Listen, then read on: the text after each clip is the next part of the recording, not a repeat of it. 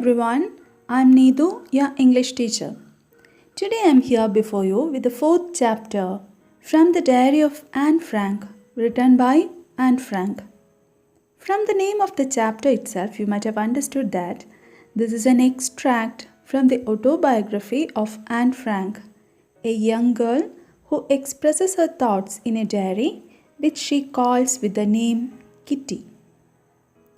Do you keep a diary? Here are some terms we use to describe a written record of personal experience with their descriptions. Journal. A full record of a journey, a period of time, or an event written every day. Diary. A book with a separate space or page for each day in which you write down your thoughts and feelings or what has happened on that day. Log. A written record of events with times and dates, usually official. Memoir. A record of a person's own life and experiences, usually a famous person. Anne Frank was a German-born Jewish girl who wrote while in hiding with her family and 4 friends in Amsterdam during the German occupation of the Netherlands in World War II.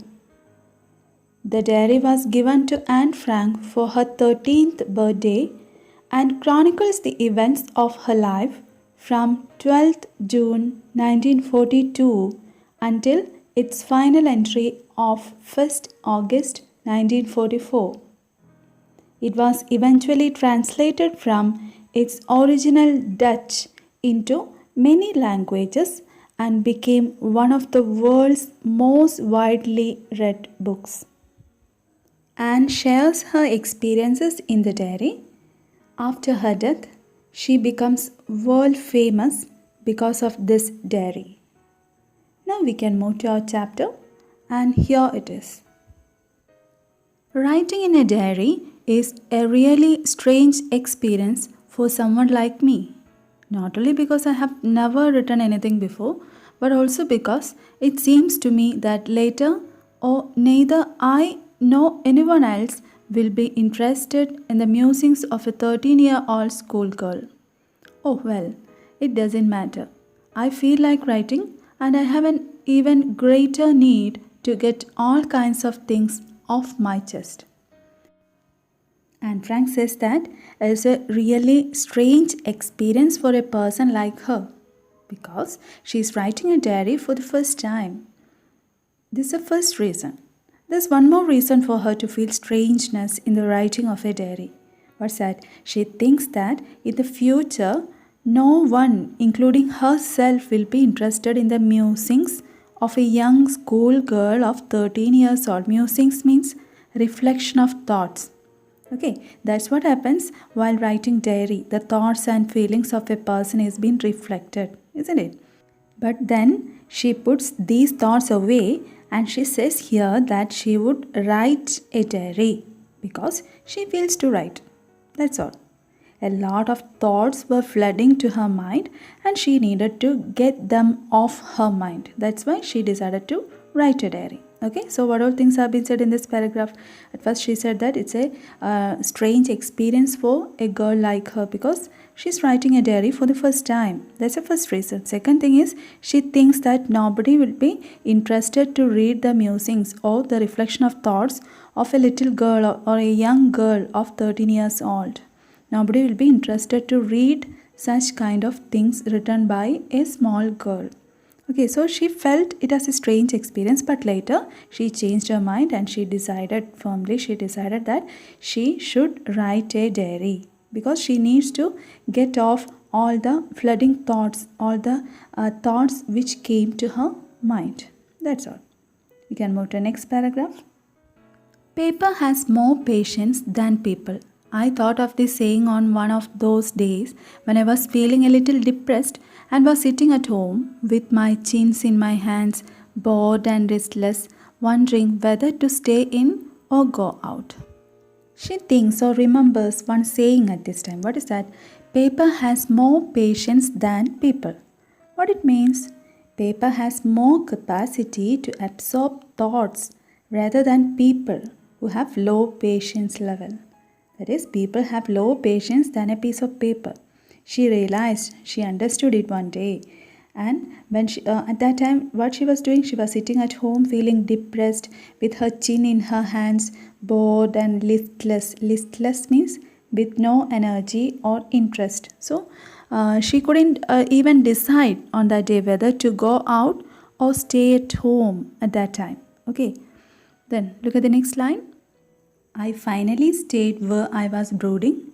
Yes, paper does have more patience, and since I'm not planning to let anyone else read this stiff backed notebook, grandly referred to as a diary, unless I should ever find a real friend, it probably won't make a bit of difference. Okay, brooding means engaged in. Okay, again she thought or felt that paper had more patience. She decided it by herself. So she decided to write everything that came in her mind in a diary, and she did not allow. She decided that she did not allow anyone else to read her writings in. So in that diary, and she calls that book, that stiff-backed notebook, as diary. Grandly, she is calling that as diary. Until she finds a real friend, she won't allow anybody to understand her secrets or know her secrets. By real friend, by the term real friend, she means a friend with whom she could share all her secrets. Now I'm back to the point that prompted me to keep a diary in the first place. I don't have a friend. Now she comes back to the point where she thought of beginning to write. What's that? It is because she is lonely and has no real friend. I don't have a friend. She has no real friend. Now we can move to the next paragraph. Let me put it more clearly. Since no one will believe that a 13-year-old girl is completely alone in the world, and I am not.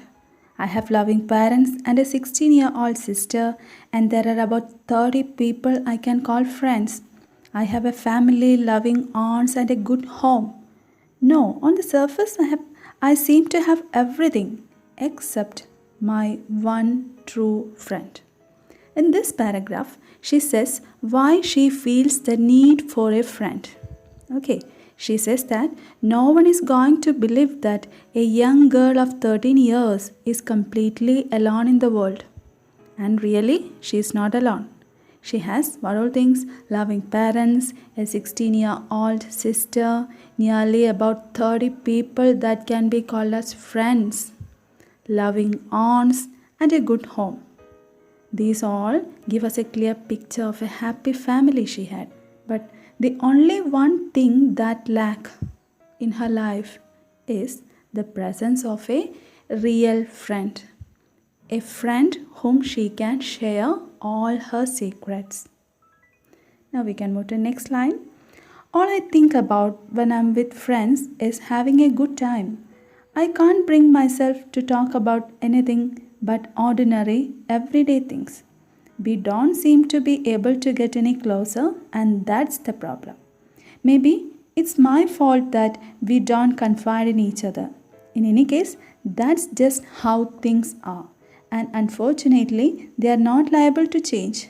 This is why I have started the diary.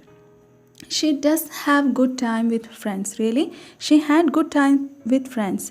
She talks of ordinary things every day, but didn't get closer. Okay, that's a problem. She feels that maybe it's she who is not able to trust anyone with her private matters. Hmm? She feels that she is not able to come close to her friends. She feels that she is not able to come close to her friends. Okay, and then she decided that she needs to write her feelings in the diary. She knows it well that others won't change, and she didn't bother about that. Others change, and decided to start a diary, or start writing a diary. To enhance the image of this long awaited friend in my imagination, I don't want to jot down the facts in this diary the way most people would do, but I want the diary to be my friend, and I'm going to call this friend Kitty. Usually, when someone is writing in a diary, they will list down all the facts about them in a formal way. But here, Anne Frank doesn't want her diary to be like others' diary. She wants to see her diary as a real friend, as a real human being. So, she is naming her diary. She named her diary as Kitty. That's all. Dear children, here I am giving the questions and answers of this part. Please copy this to your notebook.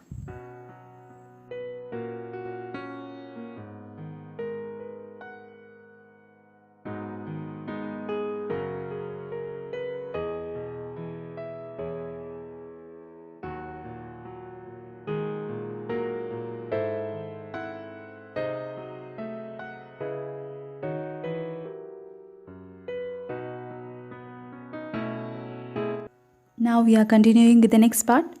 Since no one would understand a word of my stories to Kitty if I were to plunge right in, I'd better provide a brief sketch of my life, much as I dislike doing so. She hopes that one day someone would read her diary.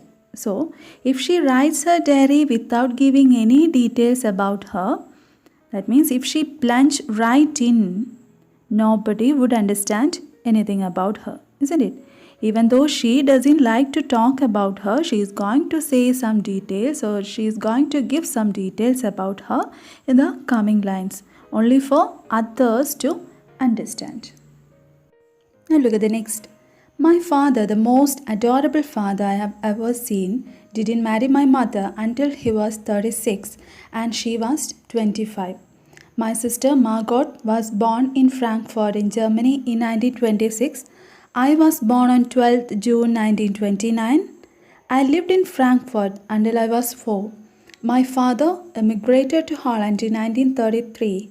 My mother, Edith Hollander Frank, went with him to Holland in September, while Margot and I were sent to Aachen to stay with our grandmother. Margot went to Holland in December, and I followed in February when I was plunked down on the table as a birthday present for Margot. She refers to her father as the most lovable father one could get. At the age of 36, he got married to Anne's mother. Mother's name is given here, Edith Hollander Frank. In 1926, her sister Margot was born.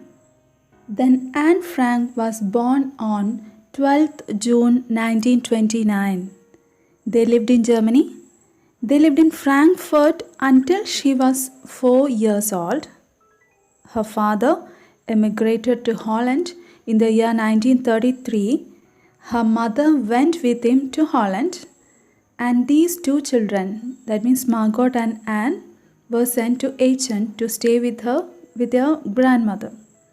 Later, Margot, that means Anne's sister, went to Holland in December, and Anne Frank followed her in the next February. She was brought to Holland as a birthday present for Margot. I started right away at the Montessori nursery school. I stayed there until I was 6, at which time I started in the first form. In the 6th form, my teacher was Mrs. Cooperes, the headmistress. At the end of the year, we were both in tears as we said a heartbreaking farewell. In Holland, Anne was sent to Montessori Nursery School. It was her first school. Okay, she started first form there, and when she was in 6th standard, Mrs. Cooperes was her headmistress.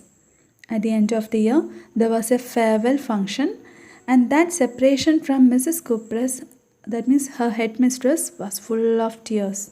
What it means, both the headmistress and Anne Frank cried at that time. Next paragraph. In the summer of 1941, Grandma fell ill and had to have an operation, so my birthday passed with little celebration. In the summer of 1941, Anne's birthday couldn't be celebrated well or as grand because her grandmother fell ill and underwent an operation. Grandma died in January 1942. No one knows how often I think of her and still love her.